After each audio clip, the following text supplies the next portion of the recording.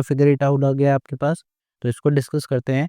कहता है read the situation given below, right appropriate expression for each of them and find there values. बेटे आपको क्या करना है, कंडीशन को समझना है, फिर इसकी एप्रोप्रिएट हम पहले एक्सप्रेशन बनाएंगे और फिर इसकी वैल्यू निकालेंगे। जैसे the district market in beggar operates on all 7 days. तो ये क्या कर रहा है, कोई डिस्ट्रिक्ट है बेटे, जैसे हमारी, जैसे हम कुरुक्षेत्र डिस्ट्रिक्ट में रहते हैं, तो ऐसे ही अलग-अलग डिस्ट्रिक्ट है, जैसे कैथल डिस्ट्रिक्ट है, अंबाला डिस्ट्रिक्ट है।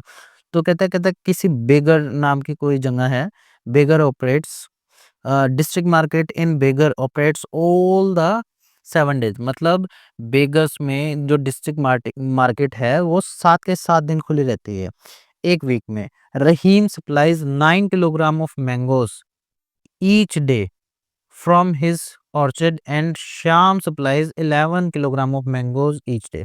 तो जो रहीम है ये तो 9 किलोग्राम ऑफ मैंगो सप्लाई करता है हर दिन। हर दिन मतलब कितने दिन, 7 के 7 दिन चल रही है तो 7 दिन करता है। और ये कौन करता है, श्याम। श्याम कितने सप्लाई करता है बेटे, 11 किलोग्राम ऑफ मैंगो हर दिन सप्लाई करता है, तो इसका मतलब 7 टाइम्स 7 डेज कर रहा है, तो 7 बार ये भेज रहा है अपनी तरफ से। ठीक है, find the amount of mango supplies by them. Them का मतलब दोनों की तरफ से, in a week to the local district market. तो दोनों का बेटे क्या निकालना है, आपको सम निकालना है। सम निकालेंगे तो ऐसा ऐसा एक्सप्रेशन हमने देखा है, ये एक टर्म है बेटे, ये एक टर्म है, तो इसको छोटा करके हम 7 कॉमन ले लेते हैं। 7 कॉमन लेने के बाद ये बना 9 और बीच में प्लस है तो आपने प्लस लिखा और यहाँ पे कितना बन गया, 11 बन गया। 9 11 प्लस 9 कितना होगा बेटे आपका, 20 हो गया। 20 की 7 से मल्टीप्लाई होगी और 7 दूनी कितना हो गया बेटे, 14, 140 हो गया। आपके पास रिक्वायर्ड आंसर आ गया बेटे। बहुत आसान है, चीजें बहुत आसान है, जैसे ही आप सॉल्व करते जाओगे आपको आसान दिखती जाएंगी। अगला क्वेश्चन बेटे, कहता है Binu earns 20,000 rupees per month. 20,000 रुपये हर हर महीने कमा रहा है ये आपका बीनू नाम का जो शख्स है। शी स्पेंड, अच्छा ये तो कोई फीमेल है। She spend 5,000 on rent and 5,000 on food and 2,000 on other expenses every month. What is the amount Binu will save by the end of the year. अब ईयर के एंड की बात कर रहे हैं बेटे। यहाँ पे देखो बेटे, ये मंथ का है और ईयर के बारे में सीख रहे हैं। तो बेटे देखो, अगर हम फॉर 1 मंथ की बात करें, फॉर 1 मंथ, तो सेविंग क्या होती है बेटे, सेविंग्स होती है, सेविंग्स को हम कैसे लिखते हैं बेटे, savings is equals to earning minus expenditure. Expenditure होता है बेटे खर्चा, अर्निंग होती है कमाई, और सेविंग्स होती है क्या बचत की है आपने। तो बेटे सबसे पहले एक्सपेंडिचर देख लें, या आप ये देख लो बेटे, अर्निंग कितनी है इसमें, अर्निंग है आपकी 20,000। 20,000 रुपीज आपकी क्या है, अर्निंग है। ठीक है जी, एक्सपेंडिचर की बात करें, एक्सपेंडिचर, तो एक्सपेंडिचर कितना है वो देखो बेटे, कितना एक्सपेंडिचर कर रहा है, 5,000 रुपये एक हुआ। तो मैं साइड में लिखता जा रहा हूँ बेटे, 5,000 रुपये एक हुआ, फिर 5,000 रुपये एक हुआ। ठीक है, ये किसके लिए है, रेंट के लिए। अब खाना भी तो खाएगा, ये किसके लिए है, खाएगी फूड के लिए।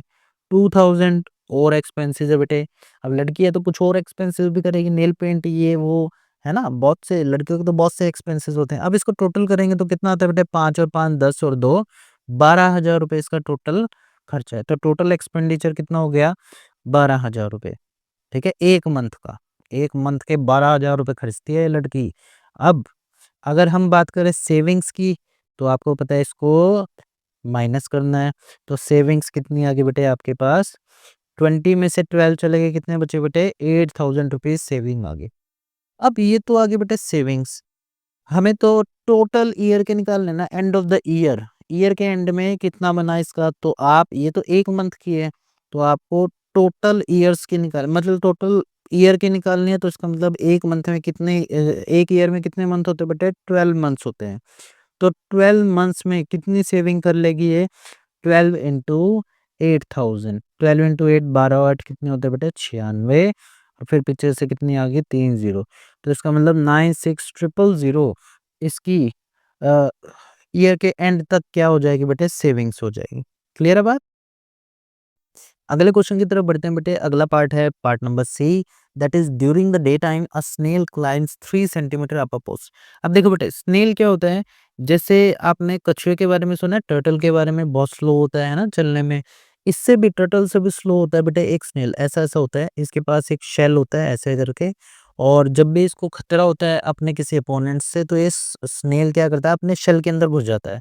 और ये कछुए से भी स्लो होता है, तो आप इमेजिन कर सकते हैं कितना स्लो होता होगा।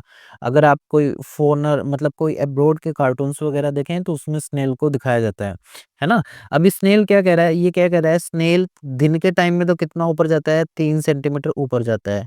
परंतु सुस्त होने के कारण रात में क्या करता है, सो जाता है और 2 सेंटीमीटर नीचे फिसल आता है। तो इसका मतलब टोटल क्लाइंबिंग की बात करूँ मैं अगर, total climbing in a day, एक दिन में टोटल क्लाइंबिंग कितनी हुई बेटे? Climbing, total climbing in a day, एक दिन में कितनी क्लाइंबिंग की इसने? 3 minus 2 that is equals to 1 centimetre. अब बात करते हैं दूसरी बेटे। अगर हम बात करें, ये एक दिन में सुबह के टाइम में 3 सेंटीमीटर ऊपर जाता है, तो इसका मतलब इसको कम से कम 7 सेंटीमीटर ट्रेवल करना पड़ेगा। फिर इसकी अगले दिन जब भी आँख खुलेगी, तो ये 3 सेंटीमीटर ऊपर चढ़ के अपनी मंजिल को पा लेगा। तो इसका मतलब ये तो 1 सेंटीमीटर एक दिन में कर रहा है।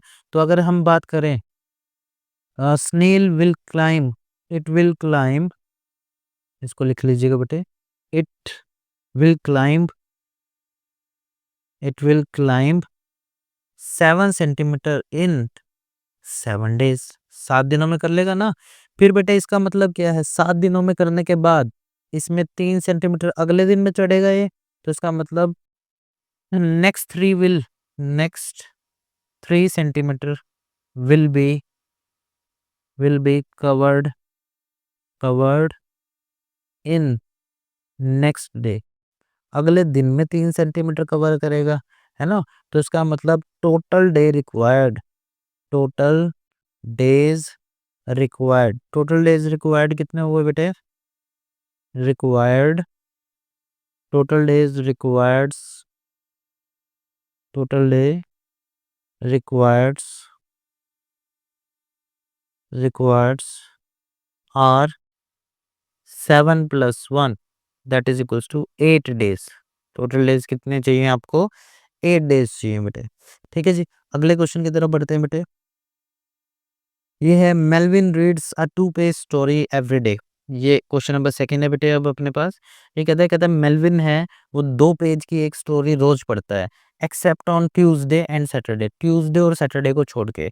इसका मतलब अगर हम बात करें total days in a week, total days in a week, एक वीक में टोटल डेज कितने होते हैं बेटे? 7 डेज होते हैं। कितने होते हैं? 7 डेज। अब इसमें से जो ट्यूसडे है और सैटरडे को इसने छोड़ दिया, तो इसका मतलब Melvin, Melvin reads, reads story कितने दिन में स्टोरी पढ़ेगा बेटे? 7 माइनस 2 डेज।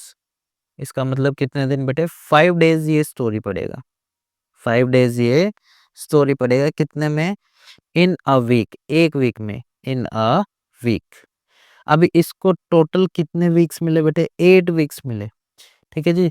तो total storage covered by, total storage covered by Melvin, covered by Melvin in 8 weeks, in 8 weeks, 8 weeks में कितनी कवर कर पाएगा ये? 8 इंटू 7 माइनस 2 कह सकते हैं आप। ठीक है जी, या 8 इंटू 5 कह सकते हैं आप।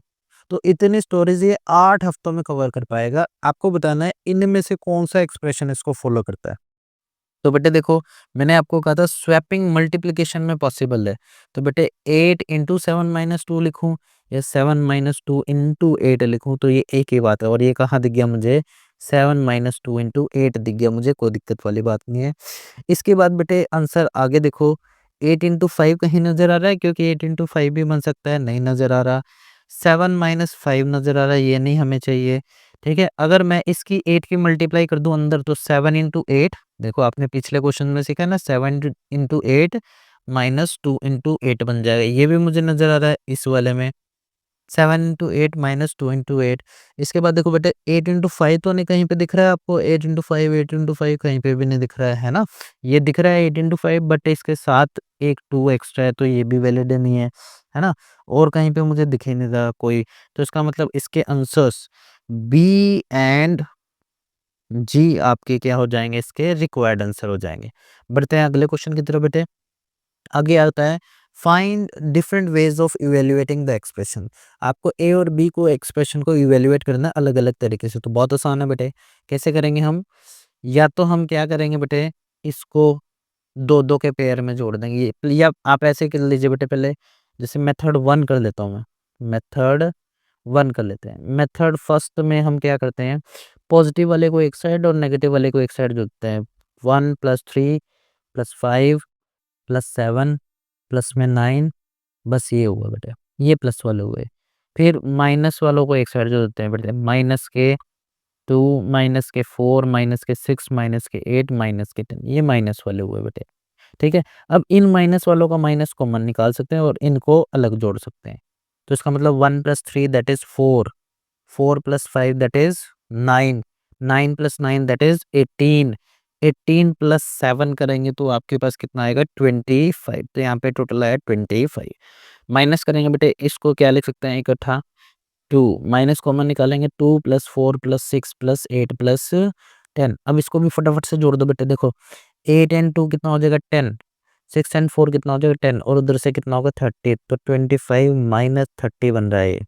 और आंसर कितना आया जिसका, माइनस के 5 आ रहा है। ठीक है, ये तो एक मेथड है बेटे। अब इसको ही हम दूसरे तरीके से देखेंगे बेटे। दूसरे तरीके से कैसे कर सकते हैं, आप इसको सिंपल दो दो के पेयर में इवेल्युएट कर दो। जैसे बेटे दो दो के पेयर का मतलब क्या है, इसका सोल्व कर दो। 1 + -2, 1 - 2 ऐसा, प्लस 3 - 4 ऐसा, प्लस 5 - 6 ऐसा, प्लस में 7 - 8 एंड प्लस में 9 - 10 कर दिया आपने।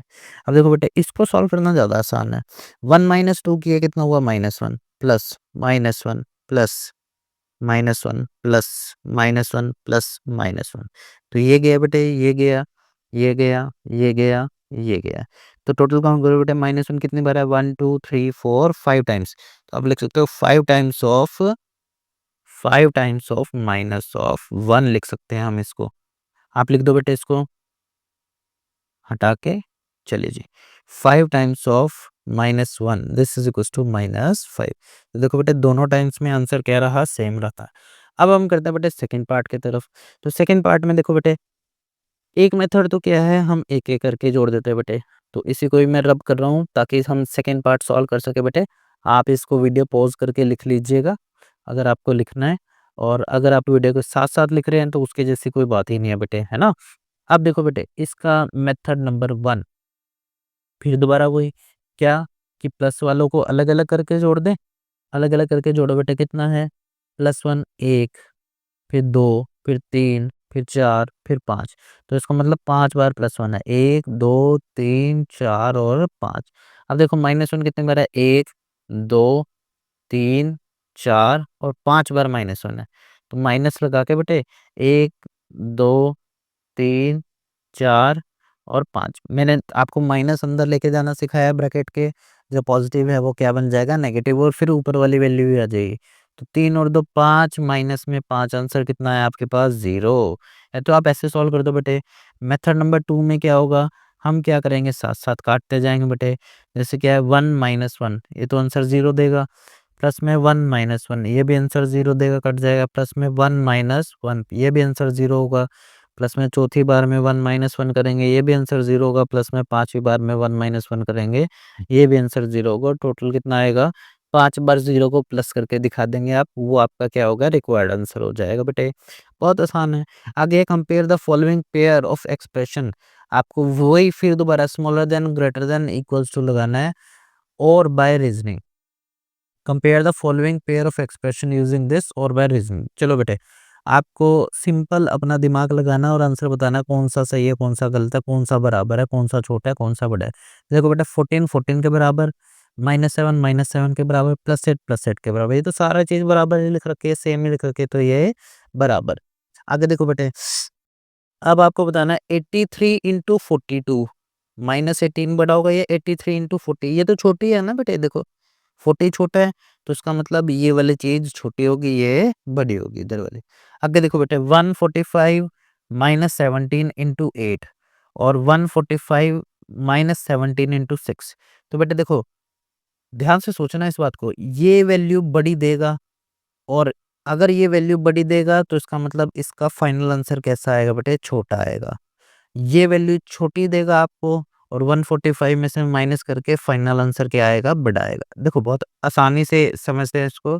सपोज ये इतना बड़ा ना दे के ये दिया होता 17 गुना 3 और 145 इंटू 17, 145 माइनस 17 गुना में 2, तो ये होगा 17 तिये 51, 145 माइनस 51, तो ये होता 145 माइनस 17 दूनी 34। तो बेटे देखो इसमें ये वाला आंसर बड़ा आएगा ना, और ये वाला आंसर कैसा आएगा बेटे, छोटा, और ये वाला आंसर कैसा आएगा, बड़ा। आप इसको कैलकुलेट करके देखो, 5 में से 1 गए 4 और 14 में से 5 गए 9, 94 आ रहा है। यहाँ 5 में से 4 गया 1 और 14 में से 3 जाएंगे अब की बार, तो कितना आएगा, 11।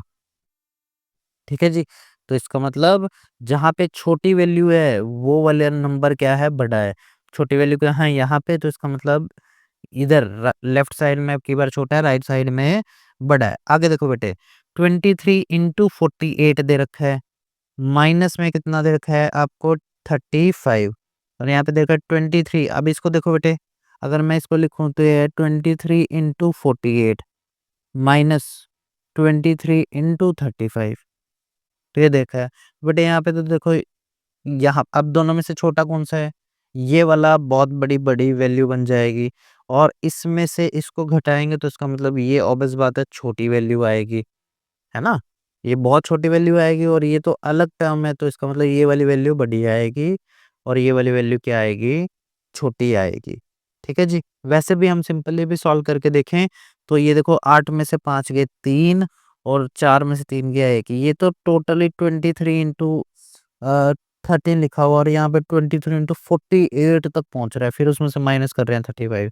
आगे देखो बेटे, अगर मैं इसको देखूं तो ये -11, क्योंकि प्लस प्लस इसको मैं क्या लिख सकता हूँ, 16 प्लस ऑफ -11 लिख सकता हूँ, और फिर स्वैपिंग करवा सकता हूँ। तो -11 इंटू 12 प्लस 16 इंटू 12, ये बेटे दोनों क्या रहेंगे, बराबर रहेंगे। अगला देखिए बेटे, हाँ, आपने अब की बार देखो स्वैपिंग तो करा दी, लेकिन यहाँ पे तो प्लस के 53 है, यहाँ पे माइनस के 53 है, अलग आ गई वैल्यू। अब की बार ये टर्म किस में चलेगी बेटे, नेगेटिव में, और ये आंसर किस में आ रहा है, पॉजिटिव में। तो नेगेटिव वाला छोटा होता है, पॉजिटिव वाला बड़ा होता है। अगली बात देखिए बेटे, अगली बार यहाँ पे देखो, यहाँ पे 43 आ गया, मतलब इसने इसको 1 दे दिया, और यहाँ पे क्या रह गया, 15 रह गया, बाहर दोनों के 25 है, तो इसमें तो कोई फर्क ही नहीं पड़ा, है ना। अगर मैं 2 चॉकलेट और 3 चॉकलेट बांटनी है मेरे को, तो मैंने ए वाले को 2 दे दी, बी वाले को 3 दे दी, या ए वाले को 3 दे दी, बी वाले को 2 दे दी, और अब मैं कह रहा हूँ ए प्लस बी के पास कितनी है, तो ए प्लस बी के पास तो यहाँ पे भी 5 ही रहेंगे बेटे, यहाँ पे भी 5 ही रहेंगे। तो ऐसे इसने इसको 1 दे दिए, 15 बन गए, 43 बन गया, तो ये तो लिखा है 43 और 15, इसमें कोई फर्क नहीं है बेटे, ये दोनों एक्सप्रेशन कैसे रहेंगे, बराबर रहेंगे आपके। अगले पे बात करते हैं बेटे, 36 इंटू 28 माइनस 16 है बेटे। अब देखो 28 माइनस 16 को अगर मैं ये लिख दो 27 प्लस 1 माइनस में 16, तो इसका मतलब ये हुआ 27 और ये हुआ माइनस के 15, 1 माइनस 16 कितना हुआ, माइनस के 15। तो ये तो बेटे सेम बात है, तो सेम बात है, लेकिन यहाँ पे ध्यान से दो देखो बेटे, ये 35 है और ये कितना है, 36। तो इसका मतलब ये वाली क्वांटिटी क्या है, छोटी है, और ये वाली क्वांटिटी क्या है, बड़ी है। तो ये सिंबल आ जाएगा आपके पास। ठीक है जी, आगे बढ़ते हैं। आगे आपके पास identify which of the following expression are equal to the given expression without computation. You may rewrite the expression using the terms और रिमूविंग द ब्रैकेट्स। ठीक है, using the terms and removing the bracket, there can be more than one expression which is equal to the given expression। आपको बेटे ये बताना है कि ये वाले एक्सप्रेशन के बराबर कौन सा एक्सप्रेशन होगा। ठीक है जी, अब देखो ध्यान से कैसे करना है। आपको इसके जैसा बनाने की कोशिश करनी है। तो देखो बेटे 83 तो ये पीछे वाला -12 तो एज़ इट इज़ है इसमें -12 ठीक है? यहाँ पे कितना है ये माइनस के 38 है। तो इसका मतलब अगर मैं 83 में +1 और -1 कर दूँ और माइनस के 37 कर दूँ तो 83 + 1 कितना हो गया 84 हो गया और ये बना माइनस के 38 और ये बना माइनस के 12 तो ये तो मतलब सेम ही बात है। +1 -1 करोगे तो बेटा सेम ही रहता है तो इसका मतलब ये वाली तो इक्वल है इसके। इसके बाद देखो बेटे अगर मैं इन दोनों में से माइनस कॉमन निकाल दूँ तो ये बना 83 माइनस 37 प्लस में 12 तो ये भी आंसर आपका क्या है सही है। ये भी दोनों वैल्यू क्या है बराबर है। इसके बाद अगली वैल्यू में देखो अगर मैं यहाँ लिखा है 83 और माइनस के थर्ड में माइनस के 38 लिख रखा है। तो माइनस के 37 था हमारे पास तो इसका मतलब -1 किया है इसने +1 किया है इसको बनाने के लिए। फिर आपके पास कितना है माइनस के 13 दे रखा है और यहाँ पे कितना आ गया माइनस के 12 कर देता हूँ मैं। ठीक है जी?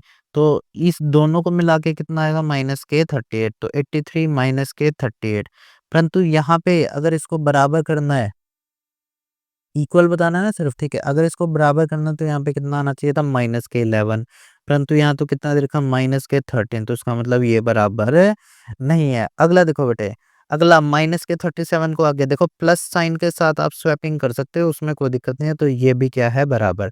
इसने बस क्या किया -37 को आगे लिख दिया और प्लस के 83 को इसकी जगह लिख दिया तो इसका मतलब स्वैपिंग की है इसने ऐसे क्रॉस स्वैपिंग की और स्वैपिंग प्लस में पॉसिबल है, कोई दिक्कत वाली बात नहीं है। तो ये 3 एक्सप्रेशन आपके बराबर अगला देखिए बेटे अब आपको इसकी देखनी है कि इसमें कौन-कौन से एक्सप्रेशन इसके बराबर है। तो बेटे पहले मैं टर्म काउंट कर लेता हूँ।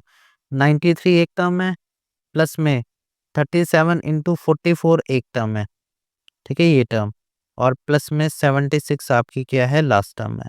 ठीक है तो अब आपको इसको कैलकुलेट करना है। तो ये देखो पहले तो इसने 37 और 93 को आपस में स्वैप करवा दिया परंतु ये तो इसके साथ की टर्म ही नहीं है। पहले तो हमें इसको सॉल्व करना पड़ेगा अब तो इसका मतलब ये पॉसिबल नहीं है। ऐसा नहीं कर सकते आप ये गलत है। ठीक है जी अगला देखिए आपके पास क्या है 93 और 37 तो सेम लिखा है इसने प्लस में इन दोनों को स्वैप करवा दिया तो ऐसा भी पॉसिबल नहीं है क्योंकि ये इसकी टर्म थोड़ी है स्वैपिंग तो इनमें हो सकती है 1 2 3 टर्म में स्वैपिंग हो सकती है। ठीक है जी अगला देखिए इसने क्या कहा फिर मेरा 93 प्लस 37 एज इट इज लिख दिया और मल्टीप्लाई इसको ये लिख दिया तो ये भी नहीं पॉसिबल है क्योंकि ये इसकी टर्म थोड़ी है जो इसने ब्रैकेट में इस तरीके से लिख दिया। कल को पहले तो बोर्ड मार्क्स क्या कहता है पहले ब्रैकेट सॉल्व करनी पड़ेगी ये और ये सॉल्व करेंगे तो आंसर गड़बड़ा जाएगा। अब की बार इसने क्या लिखा कह रहा है 37 इंटू 44 ये पहले लिख दिया फिर प्लस 93 प्लस 76 ये पॉसिबल है क्योंकि इसमें स्वैपिंग हो सकती है ये 3 अलग अलग टर्म्स थी। ठीक है जी चलिए अब बात आती है बेटे लास्ट की। लास्ट क्वेश्चन है आपका इस चैप्टर का इसके बाद कोई क्वेश्चन अवेलेबल नहीं है। आपको क्या कह रहा है choose a number and create 10 different expression having that value. आपको कोई भी एक नंबर चूज कर लेना है। जैसे बेटे कोई भी एक नंबर में मैंने क्या चूज़ कर लिया 10 चूज़ कर लिया और मेरे को अब क्या करना है अलग-अलग एक्सप्रेशन बनाने हैं। इसको 10 को निकालने के लिए मेरे को कितने बनाने बेटे 10 डिफरेंट एक्सप्रेशन बनाने हैं। तो मैं इसको ज़रा सेंटर लाइन पे ले आता हूँ। इसको उठा के यहाँ पे ले आता हूँ। अब इसके अकॉर्डिंग मैं 10 अलग-अलग एक्सप्रेशन बनाऊँगा आपके जो इसके बराबर होंगे। जैसे बेटे पहला एक्सप्रेशन मैं किसमें बनाता हूँ प्लस में बना देता हूँ। जैसे प्लस में मैंने बनाया पहला एक्सप्रेशन 5 + 5 एक अरिथमेटिक एक्सप्रेशन है जिसकी वैल्यू कितनी होगी 10 होगी, है ना? इसी को मैं दूसरे तरीके से लिख देता हूँ। जैसे मैंने लिखा कहीं पे 20 - 10 ये भी कितना होता है? इतना ही होता है। अगर मैं इसको दूसरे तरीके से लिखना चाहूँ तो मैं इसको ये भी लिख सकता हूँ 4 × 5 20 माइनस 5 × 2 10 ये भी बनेगा बेटे 20 - 10 आंसर कितना देगा आपको 10 देगा। आपको कितना लिखने हैं 10 लिखने हैं ना तो 3 तो आपने लिख दिए और बना दो बेटे ऐसे ऐसा 30 - 20 भी होता है तो 5 × 6 माइनस ये तो बना 5 छके 30 अब 20 बनाना 4 × 5 लिख देते हैं। ये भी आपका कितना देगा आपको 10 देगा। ठीक है जी और देखो बेटे 3 + 7 भी आपको कितना देगा 10 देगा। ये भी आपका एक एक्सप्रेशन है। ठीक है जी। अगर आप इसको और तरीके से लिखना चाहें तो आपके पास एक्सप्रेशन तो कुछ भी हो सकता है। 10 डिफरेंट एक्सप्रेशन बनाने हैं अपने को, है ना? तो अपन इसको 10 इंटू 1/10 प्लस में 9 भी लिख देते हैं, तब भी आंसर सेम रहेगा। ठीक है जी, एक ही एक्सप्रेशन होगा। तो देखो कितने बनाए मैंने, 1, 2, 3, 4, 5, 6 आपने बना दिए। 4 और सोचने हैं बेटे, 4 और सोचो। जैसे बेटे मैंने कहीं पे लिखा 4 + 6, तो ये भी क्या हो जाएगा, 10 हो जाएगा, है ना। 6 के बाद ये 7वां बन गया। आप ऐसी कोई ये भी लिख सकते हैं, 2 × 2 + 2 × 3। ठीक है, ये कौन सा बन गया, 8वां बन गया। अब और सोच लो बेटे, जैसे और क्या-क्या लिख सकता था मैं इसको, 1 × 4 + 6 × 1 भी लिख सकता था। ये भी आपका एक एक्सप्रेशन बन गया, 9वां एक्सप्रेशन। एक लास्ट एक्सप्रेशन और सोच लेते हैं बेटे, फिर आपके पास ये चैप्टर कंप्लीट हो जाएगा। तो अब 10वां एक्सप्रेशन जो हम सोच रहे हैं, आपकी मर्ज़ी, आप किसी मर्ज़ी तरीके से बना सकते हैं। आप इसको ऐसा भी लिख सकते हैं, 3 × 3 9 + 1 × 1, ये आपके पास ये कितना देगा, 9 + 1 दे देगा, फिर दोबारा आपका कितना हो जाएगा, 10। तो ये आपने 10 को 10 को 10 अलग-अलग तरीकों से लिख दिया बेटे। और ऐसे ही अंतहीन तरीके हैं आपके पास, इनफाइनाइट वे से आप इसको लिख सकते हैं। तो इस चैप्टर में बस इतना ही बेटे। आशा करते हैं आपको ये इस चैप्टर 2 की जर्नी बहुत अच्छी लगी होगी और आपने इसमें बहुत सी नई-नई चीज़ें सीखी होगी। और अच्छी-अच्छी चीज़ें सीखने के लिए हमारे साथ जुड़े रहिए। मिलते हैं नेक्स्ट वीडियो लेक्चर में, जो चैप्टर 3 की होगी बेटे। और अगर आपको वीडियो अच्छी लगती है, then please do like, share and subscribe this YouTube channel. और ऐसे ही हमारी आने वाली अगली सभी वीडियोज़ को भी प्यार देते रहिए। Thank you.